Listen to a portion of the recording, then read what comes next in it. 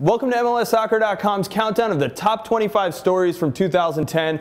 With Simon Borg, I'm Jason Seguini. I hope everyone out there is having a great holiday season. Simon, let's get right into it at number 25. The story is Charlie Davies and his recovery from a horrific car accident. You're talking about one of the breakout players of 2009. We wanted to see, would Charlie Davies make it back in time to go to the World Cup in South Africa? And fans were very hopeful. They almost felt that it wasn't possible for the U.S. to have a good World Cup in South Africa without Davies after what he showed at the Confederations Cup, his goal in Mexico World Cup qualifying.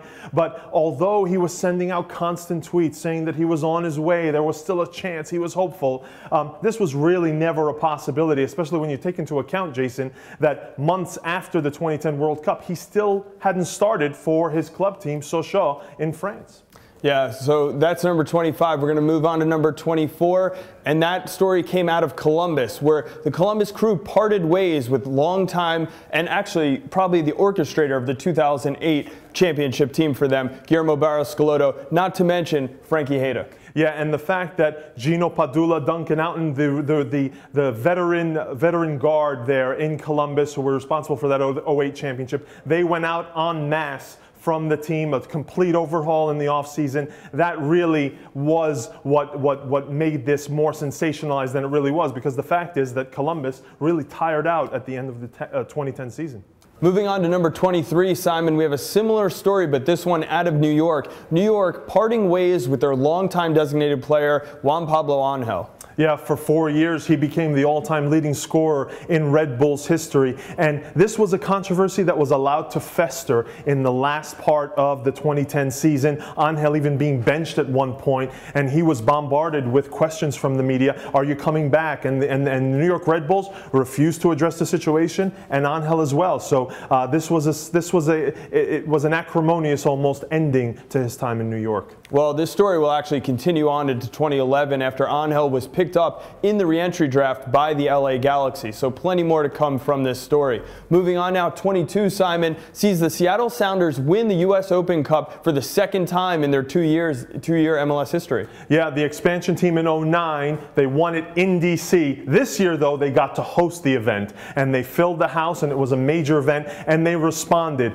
A lot of energy, a high-energy game in that game. Sana Nayasi really having his breakout match for the Sounders. But the story here as well is that the crew decided to go with the reserve goalkeeper, Andy Grunenbaum, didn't use their MLS regular season starter to play in this game. Moving on to number 21, Simon, it's the expansion draft where Portland and Vancouver picked 10 players each. But the real story here, Simon, is that neither of them really kept most of their players. Right. Within hours of the expansion draft concluding, both Portland and Vancouver traded away so many of the parts they picked up in the expansion draft, starting with their first picks. Dax McCarty going to DC United, Sana Nayasi being shipped out by Vancouver to Colorado. So a little bit surprising, but both teams showing they probably feel they can build these rosters their way, selecting players maybe overseas and scouting through their network. The final one for this episode is number 20, and that is the emergence of youngster Andy Najar at DC United after signing with the first team out of their academy.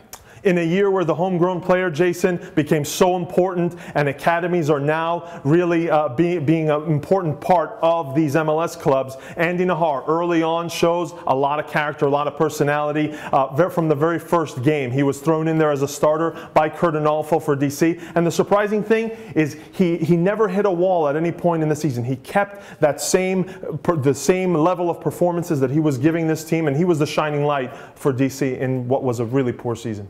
All right, well, there you have it, number 25 through 20 on the countdown of the top 25 stories from 2010. Tune back in tomorrow, and we'll have numbers 19 through 14.